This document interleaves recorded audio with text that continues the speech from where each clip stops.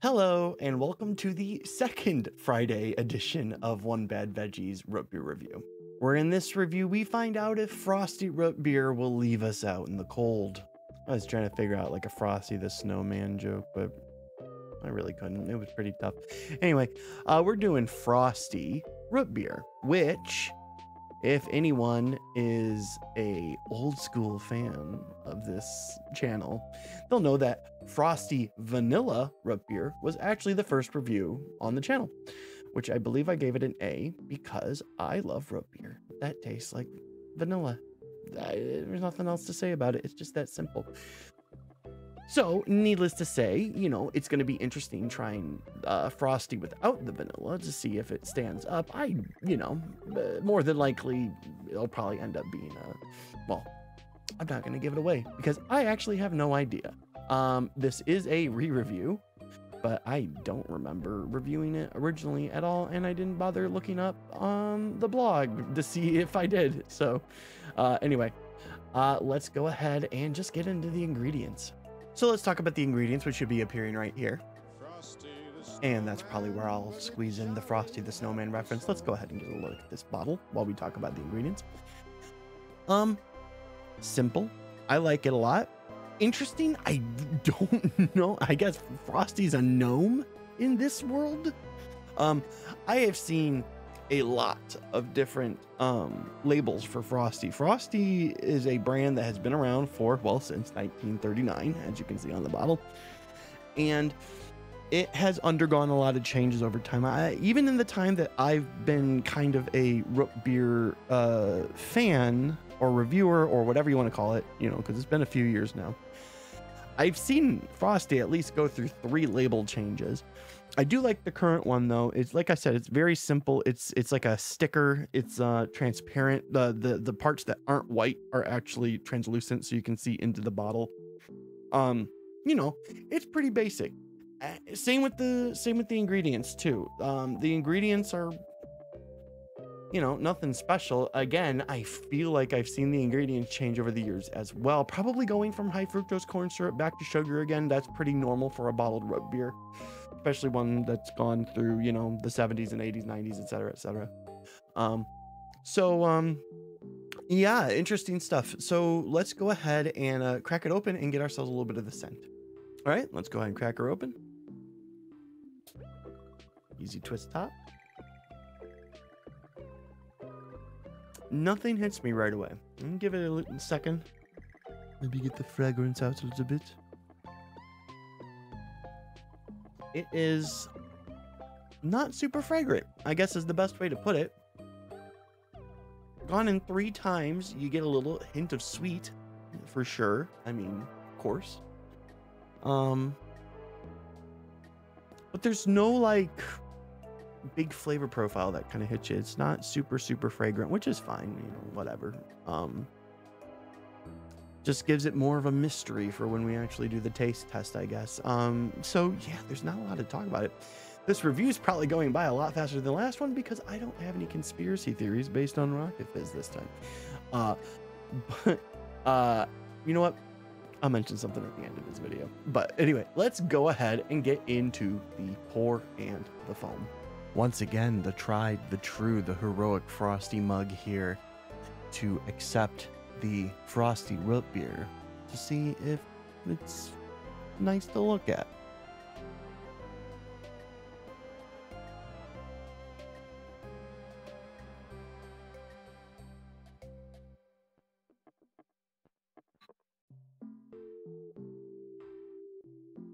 Well, it's called Frosty, not foamy.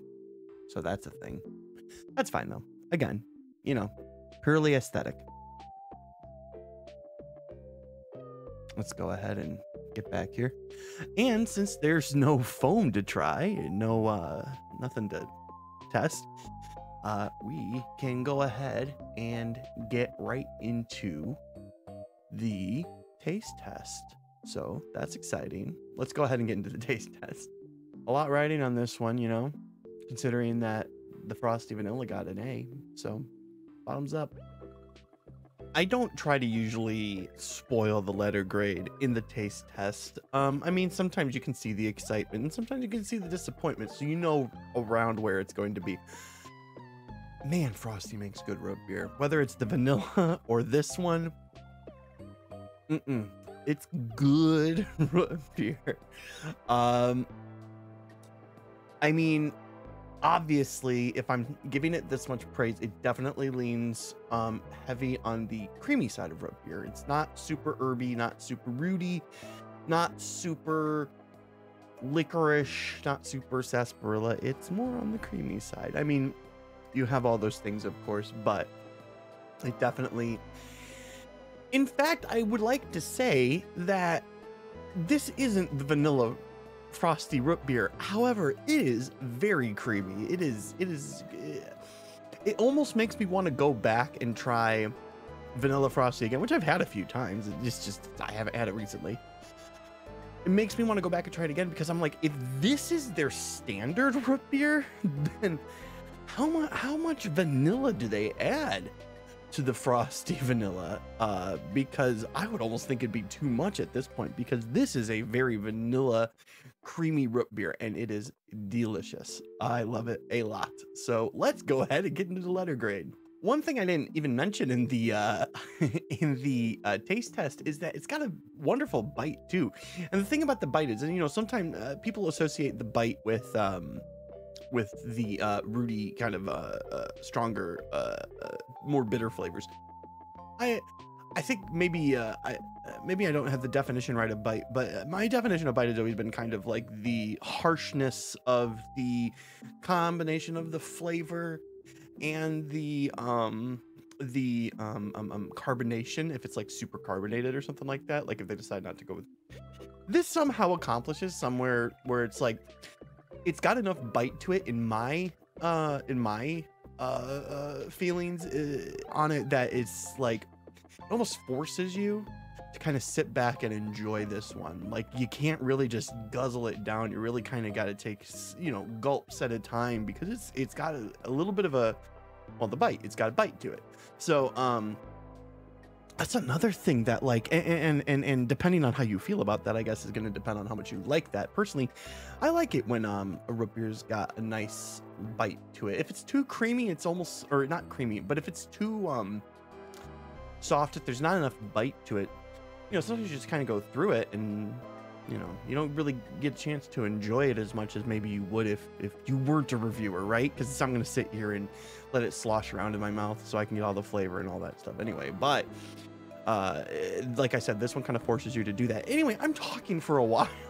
This one I really enjoyed. If you can't tell, I'm giving it an A. No two ways about it. It's another A. Frostie's got 2 A's in its pocket. Like, and I think Frostie and Frostie Vanilla is the only things that they make.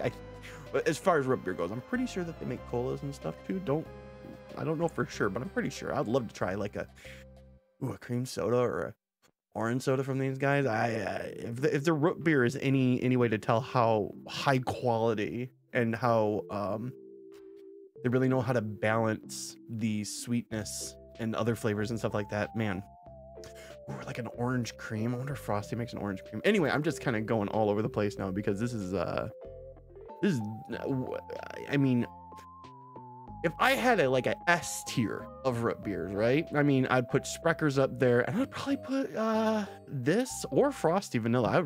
I really would like to try Frostie Vanilla again to see which one I actually do like better between the two of them. Otherwise, yeah. A. So that's it for this one. Go ahead and like and subscribe and comment, or don't do any of those things and just enjoy the videos, which is what most of you do. So otherwise, you know, you can find me on all the social media things. I'm not going to pretend to act like I'm streaming right now, because I'm not, because frankly it's hard to find time. Do it when you work a 40-hour job, and then when you come home, your friends want to play video games with you, and you don't necessarily want to stream your friends playing video games with you, because that would be weird and invasive. unless they were into it, which in case, you know, that's different, but they're not, so I'm not. Anyway, it doesn't matter. I don't know why I'm talking about this. Let's go ahead. So yeah, this is the second part of the double feature Friday, and there should be a double feature Saturday tomorrow too. And again, like I said, it's kind of a surprise. It's something that I wanted to do since I found these specific root beers, that I wanted to do a twofer in one day. And it just so happened that the schedule led up where I missed these 2 Fridays. And so now you get the double because I missed 2 Fridays. And you get the double because I was going to do a double on these root beers that you're going to see tomorrow anyway.